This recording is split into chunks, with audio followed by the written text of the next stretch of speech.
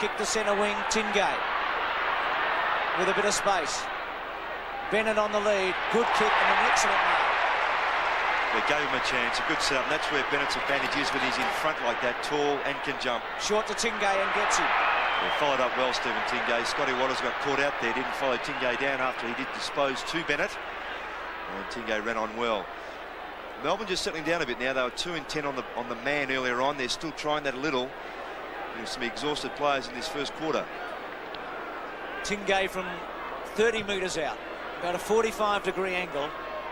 Demon jet to score. Familiar drop punt, and it looks okay. 2-1 to a goal. Tingay gets the first for Melbourne. And after that initial burst by the Eagles, set up by Chris Mainwaring, Melbourne just settling down now. They will get caught out if they continue to play the man.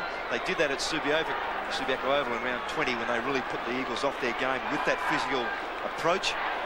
Having sorted that out now, players will be starting to get their second win. Starting to get that breath going. Kick towards Healy, but once again the delivery's poor. It's either a bit short or a bit long, and Stein's able to chip in. Now Melbourne can set it up. Healy with the helmet off. It didn't last long today either. Lewis tries to run Newport down and does. Scott seemed to pull up a bit short. Oh, Viney strong there on Pios. Good kick, Viney. That's a great mark, Bruce. Those marks are terribly difficult to take at that pace. Fantastic kick there by Viney, though. A couple of mistakes there by the Eagles, just allowing Melbourne back into the game. And they're definitely giving Bennett some room. All the Melbourne forwards are up past the 50-metre line, up towards the centre square. And Bennett's got all the room in the world. 85 goals for the season. Will this be 86? 45 metres out. Drop punt. He's a magnificent kick, this man. And you back him in from there 9 times out of 10. 2-1 to 2 goals. We're back to square one. Yes, and Darren Bennett, so often we say it, but I mean, it is so true. A magnificent follow-through, and as soon as he kicked that ball, he knew it was a goal. He turned around and applauded his teammates. Worsfold playing on the forward line with a bit of a run on the ball has been used by Malthouse to use some physical presence on that forward line, with Langdon starting on the bench. And Viney did very well there. He set that up. Left forward pocket now for Melbourne. Bennett! Has he done it? Yes, sir! A great single-handed effort by Darren Bennett, and maybe that could lift the Demons. Inspirational stuff from the full forward, taking it from the boundary throw-in, and he kicks his second goal. Yes, his second goal, but he's kicked 2 goals free, but that's a fine one-out effort. We found out from half-time that Steve O'Dwyer in practice turned his ankle and he's not going too well. The crowd now becoming quite vocal. Obst, handball wider. Healy goes further back to stretch. Across his body. The kick is not bad. The mark is taken by Eishold. And certainly Melbourne looked a little more determined at the start of this third quarter. Eishold's kick to full forward. Campbell can't mark. Jackson can't get it. Campbell can. Goal to Melbourne.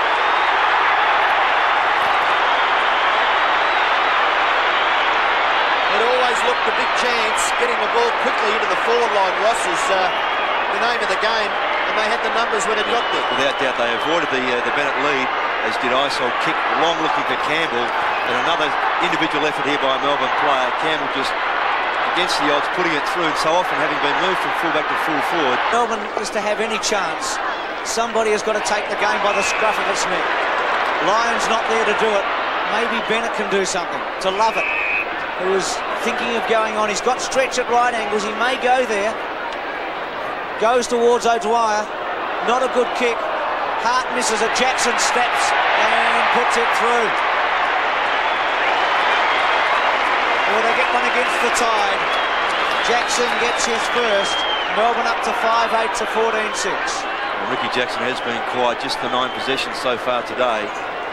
And those goals are the ones that they always look for Jackson. 3 or 4 of those in a game is what he's renowned for. And the opportunist there set something up for the Demons, but they need a lot more of those. Keane and Steins. Steins wins this one. Eishold does pretty well to get it through to Spalding, who attacks the goal from 60 metres and kicks it.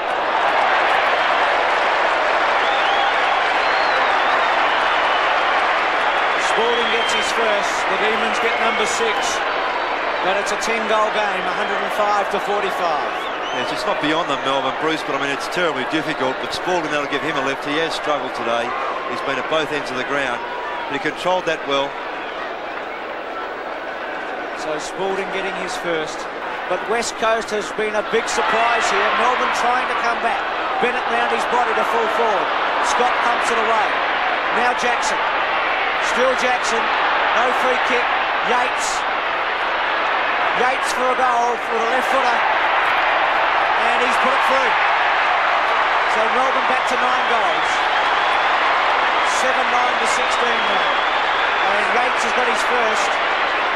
And Ross, I just wonder, they're a long way down, but fresh legs for the Demons here. West Coast has put so much in the first 2.5 quarters.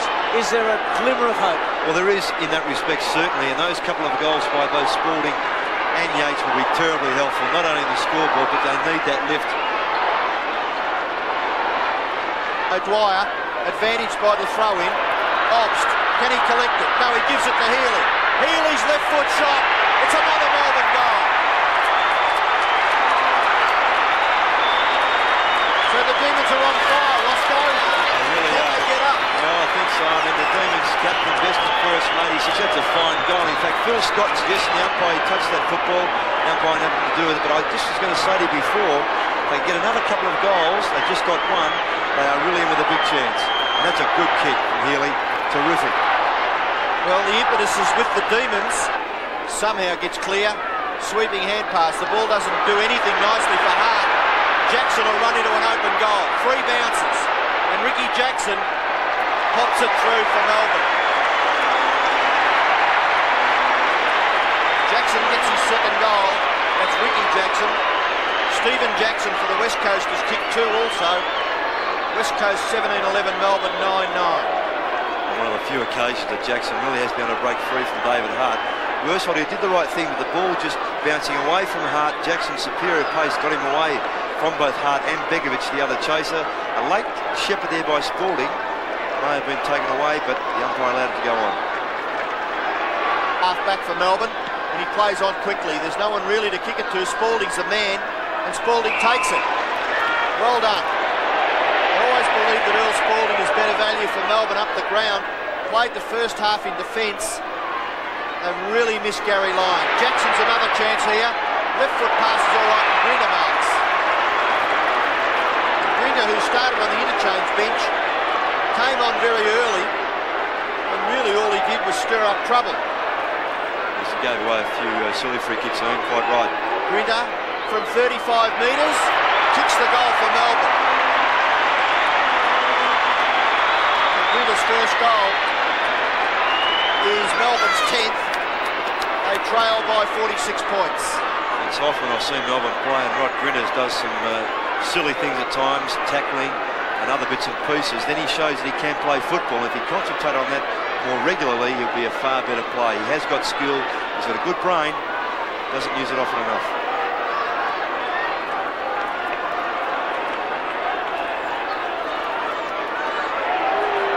Well, they need 8 goals to win in 17 minutes. Spalding from the pocket. Bennett sets himself. Goal to Yeats. Yeats gets his second. They won't lie down. It's 17-13 to 11-9. And that play by Yeats is giving some recompense for the play he started in the first quarter. He was very ordinary on Waterman, got taken off, has come back on, and he rode this very well. There's still a chance. They've got the crowd behind them, Melbourne. Centre wing. Worsfold goes quickly. Obst. Eishold. Yeats. Grinter's at centre half forward on his own. Yeats bangs it to him now. Pios versus Grinter. Grinter wins it. And there's another great example. Grinter uses his brains. So he led well first, and Yeats let it have a bounce. He ran to space, then came back, used his body very well. That's a good crisp mark. And he wastes no time, goes back and kicks it. Grinter's got 2. Melbourne are up to 12. the difference that they can get back into. They seem to be just lifting themselves a lot more. That 50-metre penalty, even though it wasn't given, would have made a little easy. But Yeats, he had the chance after that first bounce to pass to Grinter, but elected to go long. And Grinter did very well here. Good, strong mark. Jackson runs away with the football, kicks it towards centre-half forward. Steins can't mark. He's failed to do that all day. Bennett goes long. It's a bomb to the goal square, and Grinter marks. So Grinter, who has been on and off the ground all day, started the last quarter at full forward, has a chance to kick his third goal and makes no mistake. Well, they've put some respectability on the scoreboard. They've kicked 13-10, but the West Coast have managed 19-15, of which their main goal scorer has been Chris Waterman with 6. Isn't it amazing though? If Grinter had shown the same discipline he has in his last quarter in the first 3, it could have been a far different game. What a long kick by Bennett, must have been 75 metres. And he knows how to get onto them, doesn't he? Sure does. And it was an excellent mark by Grinter. Lewis can't quite mark it. Newport, handball to Spalding. Round onto that left foot after one bounce. He kicks it high in towards centre-half forward. Eishold. Totally unattended, wasn't he? Johnny Worsfold, who was his marksman, just let him go, thinking someone else, Lockyer, Hart perhaps, or Pios may have gone for that. None of them did. Eishold's statistics not too bad. And a good-looking kick by Eishold. He gets his first goal. So Melbourne getting something together in the dying minutes of the elimination final. They're 14-10, trailing the Eagles, who are 19-16. And we see this again on replay. Earl sporting tiredly. He here did have the option to Grinter short, elected to go long on that left boot, and here Eishold unattended. In fact, it wasn't. I mentioned Pios in the picture there. It was Begovic. Viney to Yeats.